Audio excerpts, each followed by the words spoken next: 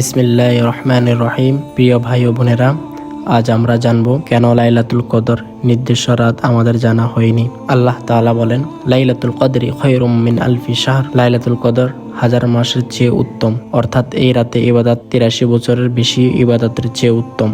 সহিহ বুখারী শরীফের একটি হাদিসে বর্ণিত আছে, হযরত উবাদা ইবনে সামিত রাদিয়াল্লাহু তাআলা আনহু হতে বর্ণিত, রাসূলুল্লাহ সাল্লাল্লাহু আলাইহি ওয়াসাল্লাম একদিন সাহাবীদেরকে লাইলাতুল কদরের নির্দিষ্ট রাত জানাতে বের হলেন, কিন্তু তিনি দেখলেন দুইজন মুসলমান ঝগড়া করছে। তখন রাসূলুল্লাহ সাল্লাল্লাহু আলাইহি ওয়াসাল্লাম বলেন, আমি তোমাদেরকে লাইলাতুল কদরের রাত জানাতে বের হয়েছিলাম, কিন্তু অমুক ব্যক্তির ঝগড়ার কারণে তা উঠিয়ে নেওয়া হয়েছে। অর্থাৎ তিনি ওই দুই মুসলমানের ঝগড়ার কারণে লাইলাতুল কদর কোন রাত্রি তিনি তা ভুলে গিয়েছেন। সম্ভবত এতে তোমাদের জন্য কল্যাণকর রয়েছে, তাই তোমরা একটি শেষ দশকের বেজোড় রাতগুলোতে তালাশ করো। অন্য হাদিসে বর্ণিত আছে, তোমরা শেষ দশকের বেজোড় রাতগুলোতে লাইলাতুল কদর তালাশ করো। অর্থাৎ 21, 23, 25, 27, 29 রাতগুলোতে তোমরা লাইলাতুল কদর তালাশ করো। শুধু 27 তারিখ নির্দিষ্ট না করে সব বেজোড় রাতে আমল করা উত্তম। নবী করিম সাল্লাল্লাহু আলাইহি ওয়াসাল্লাম লাইলাতুল কদরের সন্ধানে রমজানের শেষ দশকে মসজিদে ইতিকাফ করতেন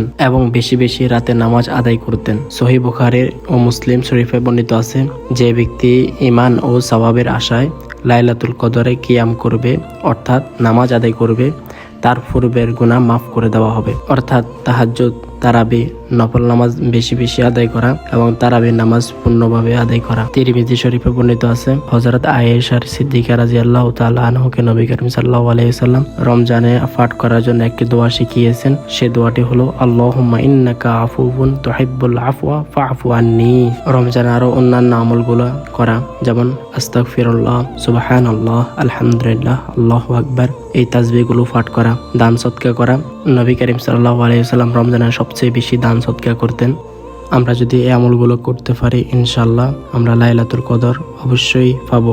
বিশেষ করে রমজানের শেষ 10 দিন আমরা বেশি বেশি আমল করব। প্রিয় ভাই ও বোনেরা, হয়তো আল্লাহ তাআলা চেয়েছেন আমরা শুধু একটি রাত নয়, পুরো শেষ 10 রাত ইবাদতে কাটাই। আল্লাহ তাআলা আমাদের সবাইকে লাইলাতুল কদর পাওয়ার তৌফিক দান করুন, আমিন।